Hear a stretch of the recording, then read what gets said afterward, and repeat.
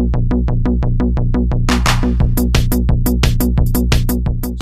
Guys, welcome back to my YouTube channel. हम पढ़ रहे हैं त्रिकोणमिति की अनुप्रयोग कक्षा 10 की।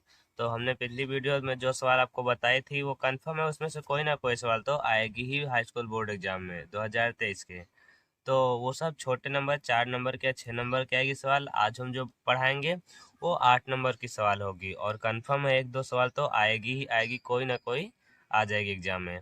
तो जो सवाल बता रहे हैं आप ध्यान से इसकी प्रैक्टिस कर लीजिएगा। देखिए हमारी सवाल है जो 8 नंबर की आएगी एग्जाम में। एक पेडस्टल पेडस्टल में मान लीजिए कोई पिलर टाइप का जो बना होता है। पेडस्टल के शिखर पर 1.6 मीटर ऊंची मूर्ति लगी है। भूमि के एक बिंदु से मूर्ति के शिखर का उन्नयन कोण 60 अंश है, और उसी बिंदु से पेडस्टल के शिखर का उन्नयन कोण 45 अंश है। तो पेडस्टल की ऊंचाई ज्ञात कीजिए। तो चलिए हम हल करते हैं, लेकिन शुरू करने से पहले आप अगर हमारे चैनल पर नए हैं तो प्लीज़ चैनल को सब्सक्राइब करके वीडियो को लाइक कर दीजिएगा। तो देखिए हमारे पास एक दिया हुआ है पेडस्टल है, तो हम पहले मान लेते हैं कोई ये पेडस्टल है। पेडस्टल में जिस पर बड़ा सा कुर्सी टाइप का बना देते हैं, उसके ऊपर मूर्ति बनाई जाती है, उसे बोलते हैं। और इसके ऊपर कोई मूर्ति लगी है जिसकी लंबाई 1.6 मीटर है। तो यहाँ तक हम मान लेते हैं, यहाँ तक इसके ऊपर ये कोई मूर्ति है जिसकी लंबाई है 1.6 मीटर। राइट। अब बोला गया है भूमि के एक बिंदु से मूर्ति के शिखर। हम यहाँ मान लेते हैं ये कोई भूमि है, भूमि होगी, ऐसे ही तो होगी क्षैतिज रेखा हमारी। यहाँ से बोला गया मूर्ति के शिखर का उन्नयन कोण, यहाँ से मूर्ति हमारी ये है, तो यहाँ तक शिखर का उन्नयन कोण हमारा है ये 60 अंश के। ये इतना पूरा है 60 अंश के। और बोला गया उसी बिंदु से पेडेस्टल का शिखर का उन्नयन कोण, हमारा पेडेस्टल ये था, यहाँ के से शिखर का उन्नयन कोण ये ऐसे, ये हमारा 45 अंश। तो इतना है ये 45 अंश, और पूरा ये था हमारा 60 अंश। तो चलिए फिर स्टार्ट करते हैं हम। देखिए सबका हम नाम मान लेते हैं। मान लेते हैं ए बी। देखिए ए हम इधर से मान रहे हैं, ए बी हम मान रहे हैं कोई ये पेडेस्टल है, और इसे हम मान रहे हैं, यहाँ से सी मान रहे हैं इसे, और यहाँ पर इसे डी मान रहे हैं। राइट। यहाँ पर ए बी हम पिलर मान ले रहे हैं, उसके बाद ये ए और डी ये हमारी मूर्ति है, और सी डी इसका उन्नयन कोण है। तो चलिए फिर हम स्टार्ट करते हैं। हमें पूछा गया पेडेस्टल की ऊंचाई, मतलब ए बी की ऊंचाई, तो हम इसने को एच मान ले रहे हैं। राइट। अब देखिए हमने जैसे जैसे किया आपको वैसे लिखना है। तो हम मानेंगे पहले, माना ए बी कोई पेडेस्टल है जिसकी ऊंचाई एच है, ऐसे लिखेंगे। माना ए बी कोई पेडेस्टल है जिसकी ऊंचाई एच मीटर है, जिसकी ऊंचाई एच मीटर है। अब उसके बाद कहा जा रहा है हमसे, ये हमारा बिंदु था सी, उसके ऊपर कोई मूर्ति एडी लगी हुई है जिसकी ऊंचाई ये हमें दिया हुआ है। जिसके ऊपर कोई मूर्ति, हमारी मूर्ति का नाम हमने क्या माना है, ए और डी। ए डी है जिसकी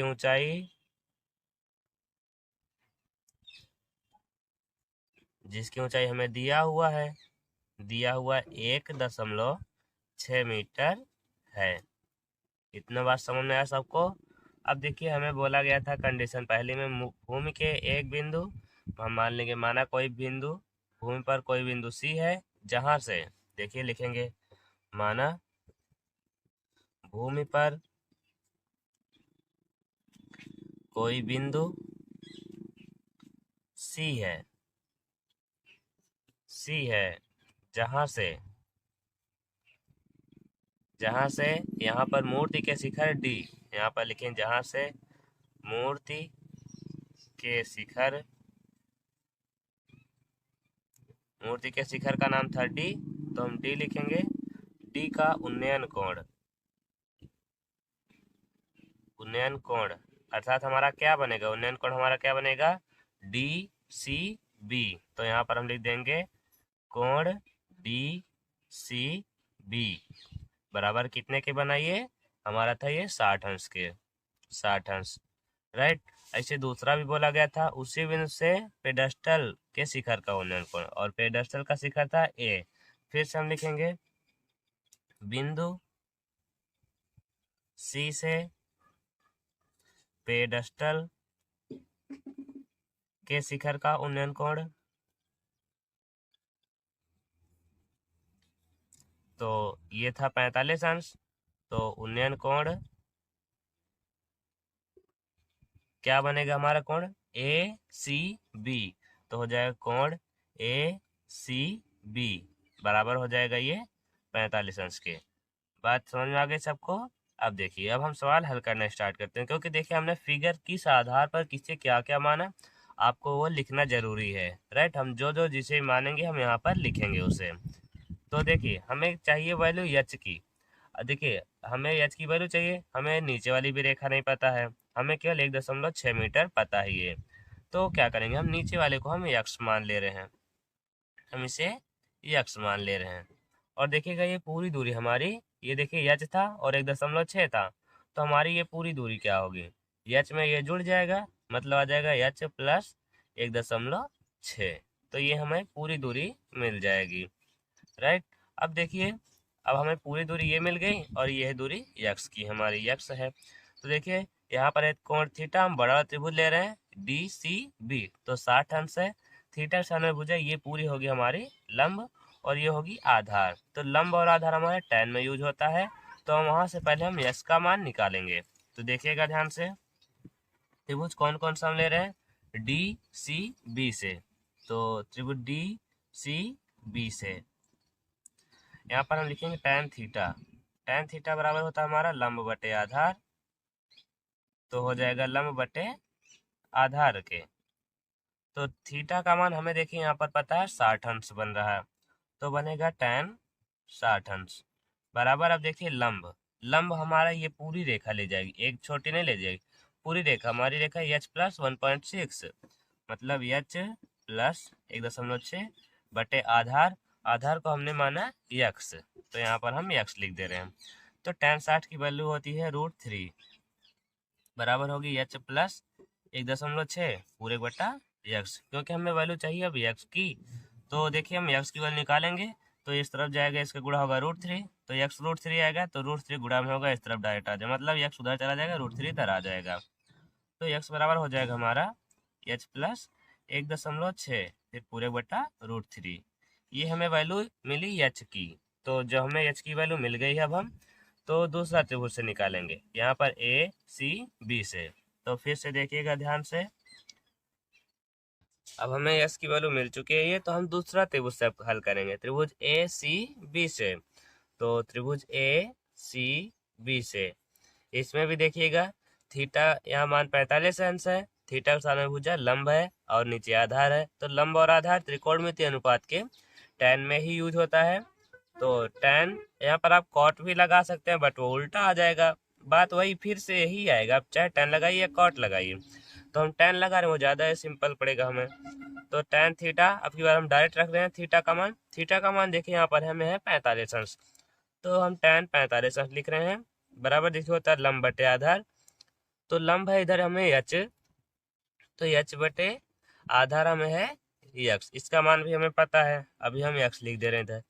tan 45 अंश का मान होता है 1, तो बराबर ये हुआ, सॉरी 1 इधर 1 और इधर हुआ एच बटे यस, क्योंकि देखिए हमें यच की वैल्यू चाहिए और यस की वैल्यू हमें पता है। तो अभी देखिए यस का गुणा उस तरफ कर दीजिए, यस का गुणा 1 में होगा तो यक्स ही आ जाएगा, तो बराबर एच बराबर होगा यक्स के। सबको समझ आया, हमने एच का गुणा इस तरफ किया, तो एच को हमने पहले किया, एच को बाद में। एच की वैल्यू हमें ये पता है, तो मान रख दीजिए, एच बराबर आएगा हमारा एच प्लस 1.6 पूरे बटा था ये √3। अब देखिए कि हम क्या करेंगे, ये √3 जो है यहाँ पर देखिए भाग में है, अभी तो हम डायरेक्ट हल नहीं कर सकते, इसे हम दूसरी तरफ कर देंगे तो हो जाएगा गुणा में। तो √3 एच आ जाएगा, ये बराबर हमारा ये एच आएगा प्लस 1.6 आ जाएगा।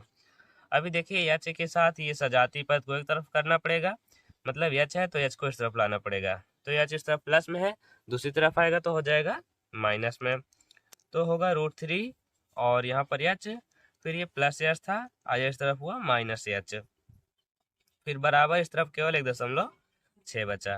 देखिए इसमें एच √3h में हम दोनों में एच कॉमन है, हम एच कॉमन कर ले रहे हैं। अब आगे कर रहे हैं, देखिएगा ध्यान से, दोनों में एच है, हमने एच को कॉमन कर लिया। अब देखिए इस तरफ एच बाहर आ गया तो बचा हमारा केवल √3 बचा, तो √3 फिर माइनस एच बाहर गया, इधर इधर बचा हमारा केवल 1, तो हम 1 लिखेंगे। तो बराबर अब हमारा बचा 1.6 के। अब देखिए हमें एच का मान चाहिए, ये √3 जो दिख रहा है आपको उसे हमें दूसरी तरफ करना पड़ेगा, तो कर दीजिए। एच बराबर आ जाएगा हमारा 1.6, क्योंकि ये गुणा में है, दूसरी तरफ जाएगा तो हो जाएगा भाग में, तो √3 - 1। राइट, सबको समझ में आया इतना।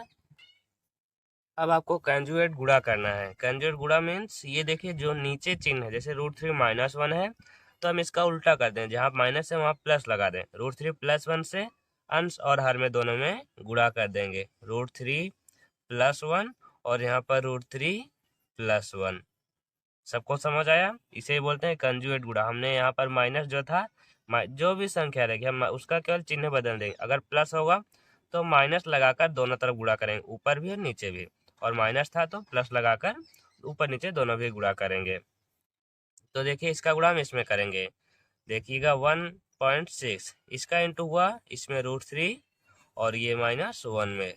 अब यहाँ देखिए गुणा होगा तो a - b into a + b का सूत्र बनेगा, तो a - b into a + b सूत्र होता है हमारा a²। a की मतलब यहाँ पर है √3 का स्क्वायर, फिर है -b का स्क्वायर, b मतलब 1 है, यहाँ पर बनेगा 1 का स्क्वायर। सबको समझ में इतना? अब देखिए यहाँ पर आप 1.6 और गुणे में है हमारा ये √3 - 1, और यहाँ पर √3 का हम स्क्वायर कर देंगे, तो रूट का स्क्वायर कर देंगे तो रूट हट जाता है, केवल बचेगा हमारा 3 - 1, तो 3 में से 1 माइनस कर देना है आपको। तो देखिएगा 1.6 गुणे में आएगा √3 - ये 1, और 3 में से 1 माइनस होगा तो आएगा 2। राइट, अब देखिए ये 2 से कटेगा तो आएगा 0.8, तो यहाँ से हम काटेंगे तो ये 1.6 कटेगा, 0.8 आ जाएगा। तो हमारा आंसर यही हो जाएगा, एच बराबर यहाँ पर 0.8 और इंटू में √3 - 1। आप चाहे इतना भी आंसर आ सकता है, या √3 का मान रख देंगे 1.732 तो वो भी आ जाएगा। तो बट अभी हम इतना ही कर रहे हैं, आप इतना लिख देंगे तो परफेक्ट होगा आंसर हमारा। तो अब लास्ट में हमने एच को क्या माना था? एच को हमें माना था पेडेस्टल की ऊंचाई। पेडेस्टल की ऊंचाई तो हमसे ये पूछा गया था, तो लास्ट में आपको लिख देना है, अतः पेडेस्टल की ऊंचाई, पेडेस्टल की ऊंचाई हमारा जितना आया ये 0.8 और √3 - 1, √3 - 1, सॉरी यहाँ पर देखिएगा आप, यहाँ पर हमने प्लस से गुणा किया हुआ था, प्लस से गुणा किया था तो ऊपर भी प्लस था, तो यहाँ भी प्लस लगेगा और इधर भी, तो यहाँ पर आंसर प्लस में आएगा, तो ये हो जाएगा हमारा प्लस में आंसर। तो यहाँ पर मीटर है, तो अब हुआ हमारा ये आंसर। तो आप इस सवाल की अच्छे से प्रैक्टिस कर लीजिएगा, इतना आप कर देंगे तो आपको 8 नंबर मिलेगा, क्योंकि बहुत इजी सवाल है।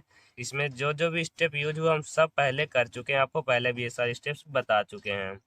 और बस इतना ही हो गया हमारा आंसर। तो चलिए हम आगे अब एक सवाल और हल करते हैं, जो भी बहुत ही इम्पोर्टेंट है।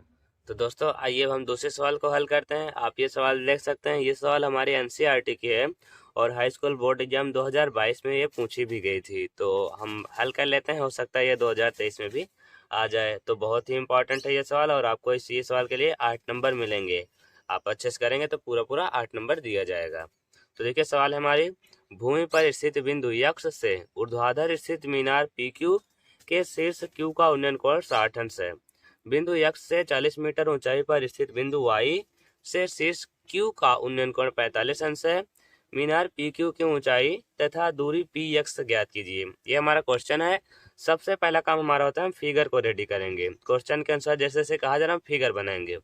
देखिए कहा जाए भूमि पर स्थित कोई बिंदु यक्ष है, हम मान लेते हैं कोई बिंदु यहाँ है भूमि पर जो यक्ष है, से ऊर्ध्वाधर, ऊर्ध्वाधर मतलब होता है लंबवत, एक सीधी रेखा, भूमि के लंबवत रेखा।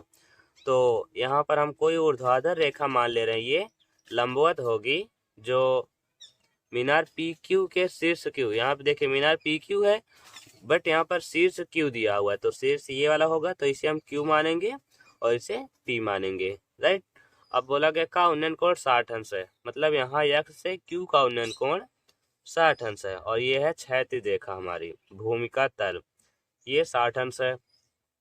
आगे कहा जा रहा है बिंदु यक्ष से 40 मीटर ऊंचाई पर स्थित, यक्ष से ऊंचाई पर यहाँ पर ये 40 मीटर, ये है 40 मीटर ऊंचाई पर कोई बिंदु y है, तो यहाँ पर ये हम इस वाले बिंदु को y मान लेते हैं। y से शीर्ष q का उन्नयन कोण 45 अंश, यहाँ y से q का उन्नयन कोण है यहाँ पर है, और यहाँ पर क्षैतिज रेखा बनेगी तभी उन्नयन कोण उसका बनेगा, ये है 45 अंश का। अब वो कहा जा रहा है मीनार पी क्यू, मतलब हमें ये पूरी दूरी पता करनी है तथा दूरी पी एक्स ज्ञात कीजिए, पी एक्स ये ज्ञात करना है। देखिए ये वाई था तो हम इस वाले बिंदु को जेड मान ले रहे हैं। अब इसमें ध्यान देने वाली बात ये है कि जैसे एक्स वाई, देखिए ये वाई जेड और एक्स पी ये दोनों समांतर रेखा है, समांतर रेखा है, दोनों की दूरी बराबर है, ये दोनों बराबर होगी, और वाई एक्स यहाँ पर 40 मीटर है, जितना ये है उतना ये जेड पी भी है, तो ये भी हो जाएगा 40 मीटर। अभी हम समझाएंगे आगे तो लिखेंगे। तो देखिए हमने जो जो किया सब हम पहले लिख लेंगे। हमने क्या माना था, माना यक्स कोई बिंदु भूमि पर कोई बिंदु यक्स है, तो लिखिए माना, पहले आप लिखिए माना कोई मीनार पी क्यू है, कोई मीनार पी क्यू है। आप ये लिखें या ना लिखें क्योंकि ये बात तो हमें दिया हुआ था पहले ही, तो ये जरूरी नहीं कि लिखेंगे, तो हम सबके केवल वैल्यू लिख दे रहे हैं बस। तो हम ये मानेंगे नहीं, हम केवल लिखेंगे दिया है, क्या क्या चीज दिया है हमारे पास, दिया है, दिया है हमारे पास। देखिए पी क्यू के शीर्ष क्यू का उन्नयन कोण, मतलब यहाँ से क्यू एक्स पी, यहाँ पर है कोण क्यू एक्स पी बराबर ये है 40 मीटर के, सॉरी कोण हम लिख रहे हैं ना, तो यहाँ पर 60 अंश लिखा जाएगा, तो ये है बराबर 60 अंश के। और दूसरा हमारा है क्यू वाई जेड, ये कोण भी हमें दिया हुआ था पहले से यहाँ पर, दूसरा कोण क्यू वाई जेड, तो क्यू वाई जेड ये भी दिया हुआ हमें 45 अंश, 45 अंश। और दूसरा हमें दिया हुआ एक्स और वाई, एक्स और वाई भी 40 मीटर है, यहाँ पर लिखेंगे हम, और यक्स कैपिटल यक्स और कैपिटल वाई बराबर ये दिया हुआ है 40 मीटर। बात समझ में आ गई सबको। अब देखिए हमारे पास ये जो वाई जेड है ये समांतर रेखा यक्स और पी के, तो यहाँ लिखेंगे बिकॉज, मतलब चूंकि वाई जेड ये समांतर रेखा है यक्स और पी के, ये दोनों बराबर हैं, तो जब समांतर है तो यहाँ पर वाई एक्स जितने होगा वो जेड पी के बराबर होगा, इसलिए ये वाई एक्स बराबर होगा ये जेड पी के, जेड पी, और दोनों यहाँ पर कितने होंगे 40 मीटर के, तो दोनों हो जाएगा हमारा 40 मीटर, तो ये भी हो गया हमारा 40 मीटर। बस समझ में आ गई। अब देखिए हमें दूरी ज्ञात करना है पी और क्यू की, इतना 40 है, क्यू और जेड को हम मान लेते हैं यक्स है, स्मॉल दूरी है, मतलब यहाँ क्यू और जेड की दूरी स्मॉल यक्स हम मान लेते हैं। तो फिर देखिए, और हमें एक्स पी की भी दूरी चाहिए, तो देखिए हम हल कैसे करेंगे। सबसे पहले हम छोटा त्रिभुज लेंगे क्यू वाई जेड से, यहाँ से हल करेंगे, ये थीटा सानुभुजा ये होगी लंब, और ये वाली रेखा होगी वाई जेड आधार, तो हम लंब का मान हमें पता है एक्स है, आधार की वैल्यू हम निकालते हैं। तो चलिए फिर यहाँ पर हम लिखेंगे त्रिभुज क्यू वाई जेड से, तो क्यू वाई जेड से, यहाँ पर देखिए थीटा सानुभुजा है लंब, नीचे वाली आधार, तो लंब और आधार हमारा tan में यूज होता है, तो हम लिखेंगे tan थीटा बराबर होता है हमारा लंब बटे आधार, सबको पता है ये चीज, लंब बटे आधार, और थीटा की वैल्यू है यहाँ पर 45 अंश, तो हम लिखेंगे tan 45 अंश बराबर है लंब, लंब को हमने x माना है, यहाँ पर आप लिख दीजिए माना, यहाँ पर ये क्यू जेड बराबर x मीटर, क्यू जेड बराबर x मीटर हमने माना है उसे। तो देखिए फिर tan लंब हमने यहाँ लंब का मान माना है x, और आधार हमारी वाई जेड ही देखिए, वैसे लिख दीजिए वाई जेड, क्योंकि हमें वाई जेड का मान निकालना ही है। tan 45 अंश का मान होता है 1, और बराबर ये x बट्टे वाई जेड, अब क्योंकि हमें वाई जेड का मान चाहिए तो क्रॉस मल्टीप्लाई कर देंगे, वाई जेड का गुणा एक में होगा तो वाई जेड ही होगा बराबर यक्स के, मतलब वाई जेड भी यक्स होगा। तो यहाँ पर ये मिल चुका है हमें, यहाँ पर हम फिर से लिखेंगे आगे, देखिएगा अब आगे करें, चूंकि ये वाई जेड है जो बराबर है एक्स पी के, वाई जेड है जो बराबर है एक्स और पी के बराबर है, तो दोनों दूरी हमारी वाई जेड मिली एक्स, तो दोनों ही दूरी एक्स होगी, मतलब ये वाली भी एक्स होगी यहाँ से पूरी यहाँ तक, और ये भी एक्स दूरी होगी पूरी यहाँ से यहाँ तक। बात समझ में आ गई।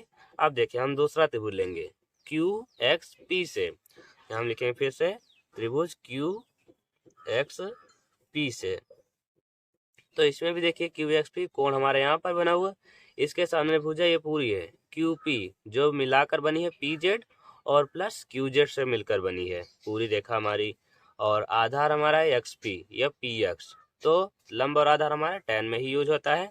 तो फिर से इधर हम लिखेंगे tan थीटा, थीटा बराबर होता है लंब बटे आधार, तो tan थीटा का मान हमें पता है इसमें 60 अंश है, तो हम डायरेक्ट tan 60 अंश रख रहे हैं, और बराबर लंब बटे आधार, लंब हमारी देखिए है पी क्यू, तो हम पहले लिख दे रहे हैं पी क्यू, और फिर पूरे बटा आधार ये हमारा है पी एक्स है।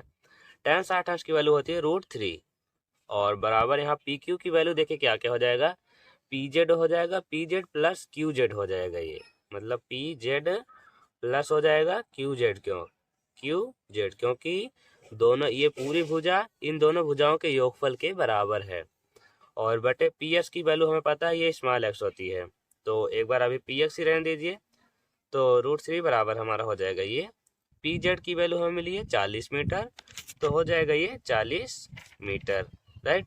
और ऐसे यहाँ पर क्यू जेड प्लस है क्यू जेड, और क्यू जेड की वैल्यू हमें पता है एक्स होती है, तो हो जाएगा ये स्मॉल एक्स के, और वो बटे पूरे पी एस की वैल्यू यहाँ मिली हमें स्मॉल एक्स। तो देखिए अब हमें इसमें एक्स की वैल्यू निकालनी पड़ेगी, यहाँ पर हम एक्स का गुणा करते हैं √3 में, हो जाएगा x√3, और बराबर ये 40 मीटर, और फिर इधर आया हमारा एक्स, समझ आया सबको, ये भाग में था जो नीचे वाला हमने गुणा कर दिया, उस तरफ बराबर जाएगा तो गुणा हो जाएगा, तो x√3 आ गया। अब ये एक्स वाला जो है हमारे पास, सॉरी हम मीटर क्यों लिख रहे हैं, यहाँ पर 40 मीटर लिखा हुआ था, तो हम मीटर लिखने की हम मीटर क्यों लिख रहे हैं, 40 ही लिखा जाएगा ना डायरेक्ट, तो हर जगह मीटर लिखने की जरूरत नहीं, केवल 40 लिखे, वो तो संख्या हमारी दी हुई थी। तो देखिएगा अब यहाँ एक्स को हम दूसरी तरफ ला ले रहे हैं, ये प्लस एक्स था, दूसरी तरफ आएगा तो माइनस एक्स हो जाएगा। तो आगे करें हम, देखिएगा यहाँ से ये x√3 था, x√3, और यहाँ पर ये प्लस एक्स था, दूसरी तरफ आएगा तो होगा माइनस एक्स, फिर बराबर यहाँ पर था ये 40 हमारे पास, तो 40 लिख देंगे हम। देखिए देखिए दोनों में x कॉमन है, तो हम x कॉमन कर लेना है, यहाँ पर x√3 था, x बाहर आया तो हमारा बचा केवल √3, फिर माइनस यहाँ पर x बाहर आया तो बचा हमारा केवल 1 अकेले, और बराबर यहाँ पर बचा हमारा 40। अब देखिए s की वैल्यू हमें निकालनी है, तो यहाँ पर ये जो ये √3 - 1 है जो गुणा में है, दूसरी तरफ जाएगा तो भाग में हो जाएगा, तो 40 बटे में हो गया पूरे का √3 - 1। अब आप बता सकते हैं हम इसके आगे कैसे हल करेंगे, देखिए आपको पहले से पता होगा तो कमेंट कीजिएगा। इसके बाद हम लगाने वाले हैं कैंजुएट गुणा, क्योंकि देखिए हमें इसके आगे हल करने का केवल मात्र ही उपाय है, कैंजुएट गुणा करेंगे। कैंजुएट गुणा मतलब यहाँ पर जो चिन्ह है बीच में माइनस लिखा हुआ है √3 - 1, इसका उल्टा करेंगे तो √3 + 1 होगा, +1 लगाकर हमें अंश में और हर में दोनों में गुणा कर देंगे, यहाँ √3 + 1 कर देंगे, और यहाँ भी √3 + 1 कर देंगे। सबको समझ आया, मतलब यहाँ पे कोई संख्या रहेगी अगर बीच में जो माइनस लिखा है उसका उल्टा करके प्लस लगाकर अंश और हर में हम गुणा कर सकते हैं, अगर यहाँ पर पहले से प्लस होगा तो हम माइनस लगाकर दोनों तरफ गुणा कर देंगे। तो देखिए फिर इसके आगे सॉल्यूशन 40, यहाँ पर ये √3 + 1 ऐसे ही रहेगा, और यहाँ पर देखिए ये a-b इंटू a+b का फॉर्मूला बनेगा, तो a-b इंटू a+b होता है हमारा a² - b², a² मतलब यहाँ पर √3 का स्क्वायर, और फिर माइनस b का स्क्वायर मतलब यहाँ है 1, तो यहाँ पर 1 का स्क्वायर आ जाएगा। फिर देखिएगा √3 का स्क्वायर करते हैं हम, तो अभी देखिए ऊपर वाला पहले लिख लीजिए 40 √3 और प्लस 1, यहाँ देखिए √3 का हम स्क्वायर करेंगे तो 3 आ जाएगा, फिर माइनस 1, क्योंकि रूट हट जाएगा केवल हमारा 3 आ जाता है। कोई भी संख्या होगी अगर हम स्क्वायर अंडर रूट का करते हैं, अंडर रूट हट जाता है केवल हमारी संख्या बचती है। ये वैल्यू आ रही है x की, तो 40 और यहाँ पर आया हमारा √3 और ये +1 और नीचे आया हमारा 3 में से 1 माइनस करेंगे तो आ जाएगा 2। अब ये 2 से 2 होगा कैंसिल, 20 बार आएगा इधर, तो हमारी यश की वैल्यू जो मिल जाएगी, यश की वैल्यू हमारी मिलेगी 20 हुआ और ये √3 + 1 को ऐसे रहने दीजिए। तो हमारी ये वैल्यू किसकी, हमने यश किसे माना था, हमने माना था px को। तो यहाँ पर इसलिए यक्स वगैरह की जगह हम लिख देंगे px। हमसे दूरी देखिए पहले पूछी गई थी px की दूरी, तो px हो गया हमारा 20 और ये √3 + 1, राइट। अब देखिए हमें जब यश की वैल्यू पता ही चल गई, यक्स जितना ये था उतना ये भी, और क्यू जेड भी यक्स के ही बराबर था, राइट। तो क्यू जेड बराबर हमें दोनों का मान मिल चुका है, तो हम पी क्यू क्या होगा, और यहाँ पर इसलिए पी क्यू हमसे पी क्यू की भी दूरी पूछी गई है ना इधर, मतलब पूरी ऊर्ध्वाधर मीनार की ऊंचाई। तो पी क्यू बराबर होगा हमारा पी जेड प्लस इसमें क्यू जेड, ये वाली रेखा दोनों को जोड़ देंगे तो बराबर आ जाएगी क्यू जेड के। पी जेड की वैल्यू है हमारे पास ये 40 मीटर, तो हम 40 लिखेंगे, फिर प्लस क्यू जेड की वैल्यू यक्स की वैल्यू हमें इधर मिली ये, तो हम यक्स की जगह लिख रहे हैं 20 और यहाँ पर है √3 + 1। अब आप यहाँ पर चाहे ऐसे भी सॉल्व कर सकते हैं या √3 का आप मान रख दीजिए। देखिएगा 40 और प्लस ये 20 और यहाँ पर हम रखेंगे √3 का मान होता है 1.732 और प्लस 1। अब ये जुड़ जाएगा तो हमारा आएगा, देखिए 40 + 20 और गुणे में है ये क्योंकि, तो लगेगा ये 2.732 आ जाएगा। इसका जब हम गुणा करेंगे तो गुणा करने पर आ जाएगा ये हमारा 54 देखिएगा 40 और प्लस ये आ जाएगा 54 दशमलव में आ जाएगा 64 मीटर, 64 मीटर। अभी देखिए ये अकेले आया हमारा, तो अभी हम दोनों को ऐड कर देंगे तो पूरा हमारा आ जाएगा ये 94.64। अब इधर आ जाएगा मीटर, तो ये हमसे पूछा गया था, तो ये हो जाएगा हमारा आंसर। आप यहाँ भी यस की वैल्यू भी जोड़कर भी लिख सकते हैं, बट इतना भी कर देंगे तो भी सही है सवाल। तो चलिए हम तीसरे सवाल को अपनी हल करते हैं। देखिएगा दोस्तों, हमारी तीसरी सवाल जो है ये भी 8 नंबर के और बहुत ही ज़्यादा इम्पोर्टेंट है, एनसीईआरटी का क्वेश्चन है। एक सीधा राजमार्ग एक मीनार के पाद बिंदु तक जाता है। मीनार के शिखर पर खड़ा एक आदमी एक कार को 30 अंश के अवनमन कोण पर देखता है, जो कि मीनार के पाद बिंदु तक की ओर एक समान चाल से जाती है, और 6 सेकंड बाद कार का अवनमन कोण 60 अंश हो गया। इस बिंदु से मीनार के पाद बिंदु तक पहुंचने में कार द्वारा लिया गया समय ज्ञात कीजिए। ये था हमारा क्वेश्चन। तो सबसे पहले हम क्वेश्चन के अकॉर्डिंग अपना फिगर रेडी करते हैं। देखिए हम मान लेते हैं, माना कोई मीनार है पी क्यू और कोई राजमार्ग ए भी है जो मीनार के पाद बिंदु क्यू से जाता है। मीनार ये है ए, यहाँ पर मान लेते हैं बी, और मीनार राजमार्ग बी ए भी है जो मीनार की पाद बिंदु क्यू से होकर जाता है, राइट। अब बोला गया है मीनार के शिखर पर खड़ा एक आदमी, यहाँ पर कोई आदमी है, एक कार को 30 अंश के अवनमन कोण पर देखता है। हम मान लेते हैं कार हमारी यहाँ पर थी और यहाँ पर देखता है, तो अवनमन कोण हमारा बनता है 30 अंश का। देखिएगा अपना सब फिगर पेंसिल से बनेगा और स्केल से। यहाँ से देखिए अवनमन कोण बोला गया, ये हमारी है क्षैतिज रेखा, तो अवनमन कोण इधर बनेगा यहाँ पर 30 अंश का। तो हमने बताया दो समांतर रेखाओं के बीच अगर कोई तिर्यक रेखा होती है तो जस्ट अपोजिट एकांतर कोण से ये वाला आ जाएगा 30 अंश, जितना ये था उसका अपोजिट ये आ जाएगा 30 अंश। और फिर बोला गया है 6 सेकंड बाद कार का अवनमन कोण 60 अंश हो गया। मान लेते हैं 6 सेकंड बाद कार बिंदु बी पर पहुंची, यहाँ पर दूरी 6 सेकंड की गैपिंग हुई, मतलब 6 सेकंड का टाइम लगा। 6 सेकंड बाद हमारा अवनमन कोण हो गया 60 अंश, मतलब यहाँ से बिंदु बी का ये पूरा कोण अब की बार हो गया हमारा 60 अंश का। और हमने फिर बताया कोई तिर्यक रेखा आ गई 60 अंश, इसका जस्ट अपोजिट इधर बनेगा हमारा 60 अंश। तो हमें पूछा गया है इस बिंदु से, मतलब बिंदु बी से मीनार के पाद बिंदु तक पहुंचने में कार द्वारा कितना समय लिया जाएगा, मतलब ये वाला हमें समय ज्ञात करना है, पी और बी और क्यू के बीच की दूरी। तो देखिएगा हम कैसे करते हैं। हमने क्या माना कोई मीनार पी क्यू है जिसकी ऊंचाई एच है। तो लिखेंगे हम माना कोई मीनार पी क्यू है जिसकी ऊंचाई एच मीटर है, जिसकी ऊंचाई एच मीटर है। और फिर हमने राजमार्ग को ए भी माना जो मीनार के पाद बिंदु क्यू से होकर जाती है, तथा कोई राजमार्ग ए भी है जो मीनार के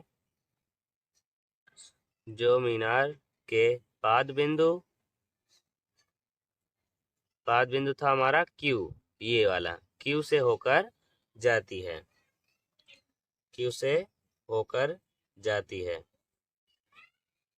सबको समझ आया इतना। उसके बाद हमारा पहले कंडीशन क्या गया था, जब आदमी कार को 30 अंश के अवनमन कोण पर देखता है। तो जब आदमी मीनार के शिखर पर था, तो यहाँ पर हम लिखेंगे जब आदमी 30 अंश के अवनमन कोण पर कार को देखता है, तो हमारा कोण कौन सा बनता है, तो हमारा कोण बनता है पी ए बी बराबर आ जाता है 30 अंश। तो हमारा बन जाता है कोण पी ए और यहाँ तक था पूरा क्यू, तो आ जाएगा हमारा ये 30 अंश। फिर बोला गया 6 सेकंड बाद, फिर हम लिखेंगे यहाँ पर 6 सेकंड बाद कार हमारा बिंदु बिंदु बी पर पहुंचती है। कार बिंदु बी पर पहुंचती है। आपको ये लैंग्वेज लिखना पड़ेगा क्योंकि हमें बताना पड़ेगा कि हमने फिगर में क्या क्या किया, किसके आधार पर किसको माना। पहुंचती है और हमारा कोण कौन सा बन जाता है, पी बी क्यू, और कोण पी बी क्यू हमारा बन जाता है 60 अंश का। और इसके बाद हमें दूरी ज्ञात करनी है बी और क्यू की, इतने को हम यक्स मान ले रहे हैं। यहाँ पर हम लिख देंगे माना, किसे माना, बी और क्यू बराबर एक्स मीटर, यक्स मीटर नहीं क्योंकि वो टाइम है, हम केवल एक्स लिख रहे हैं। अब देखिए सवाल हम हल करेंगे। पहले हम पूरा त्रिभुज लेंगे पी ए क्यू से, त्रिभुज पी ए क्यू से। इसमें देखिएगा कोण हमारा यहाँ पर है थीटा के सामने भुजा होती है लंब, और ये 6 है और ये यक्स है, तो पूरा मिलाकर हमारा कितना हो जाएगा 6 प्लस यक्स, दोनों जुड़ जाएगा हमारी दोनों दूरियां दोनों समय। तो लंब बटे आधार, तो लंब और आधार हमारे tan में ही यूज होता है, तो tan होगा थीटा बराबर लंब बटे आधार। सबको समझ आया इतना। अब थीटा का मान हमारा 30 अंश, तो हम लिखेंगे tan 30 अंश बराबर लंब वाली रेखा का मान यहाँ पर है एच, हमने माना हुआ एच बटे आधार हमारी पूरी रेखा 6 प्लस एक्स, तो 6 प्लस एक्स हो जाएगा। तो देखिएगा अब यहाँ पर आप tan 30 की वैल्यू होती है 1/√3 और बराबर ये 6 प्लस, यहाँ पर इसे ऐसे रहने दीजिए। अभी देखिए क्रॉस मल्टीप्लाई कर दीजिए, 6 प्लस एच का गुणा दूसरी तरफ कर दीजिए, √3 का गुणा दूसरी, या फिर आपको एच की वैल्यू निकालनी है तो केवल इसका गुणा उस तरफ हो जाएगा। तो हमारा एच आएगा 6x का गुणा 1 में हुआ तो 6 प्लस एक्स और बटे में हुआ ये √3, इसे आप समीकरण नंबर 1 मान लीजिए। अब ये इसका काम पड़ेगा। अब देखिएगा हमें अब एच की वैल्यू चाहिए, अब इसलिए छोटा त्रिभुज हम लेंगे, त्रिभुज पी बी क्यू से, तो इसमें हम हल करेंगे फिर से। लंब सामने भुजा है, लंब और आधार tan में ही यूज होता है, तो tan थीटा और थीटा की वैल्यू अब की बार हमारी है 60 अंश, तो हम tan 60 अंश लिख रहे हैं बराबर लंब रेखा का मान है एच हमारे पास बटे आधार का मान हमारे पास है ये x मीटर। तो x हम लिख दिए। tan 60 अंश की वैल्यू होती है √3 और यहाँ पर h बाई x।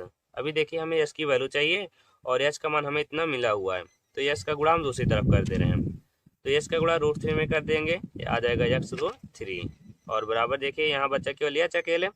h की वैल्यू हम इधर से ये रख दे रहे हैं 6 + x और पूरे की बट्टा में है √3, राइट।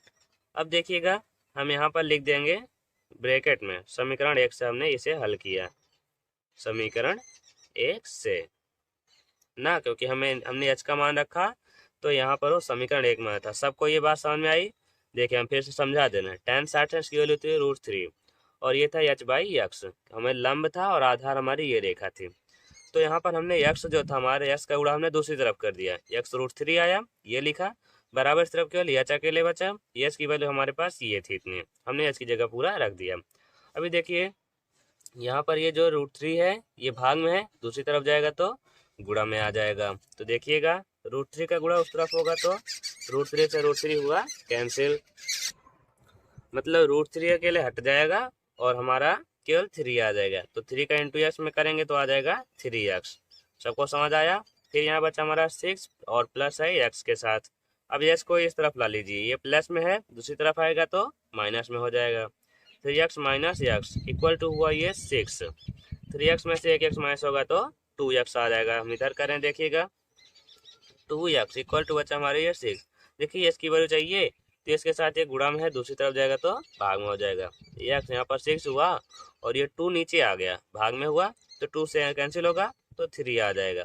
x की वैल्यू आ गई हमारी 3। तो हमने s किसे माना था? ये इसे माना था, तो मतलब b और q की दूरी को। तो 3 आ गया तो हम क्या लिखेंगे अब देखिए ये भी लिखना जरूरी। अतः बोला गया कार बिंदु B से, हम लिखेंगे यहाँ पर कार बिंदु B से कितने सेकंड बाद? 3 सेकंड बाद। 3 सेकंड बाद मीनार के पाद बिंदु Q तक, ये भी लिखें मीनार के पाद बिंदु, उसे हमने क्या माना हुआ था? Q तक पहुंच जाएगी।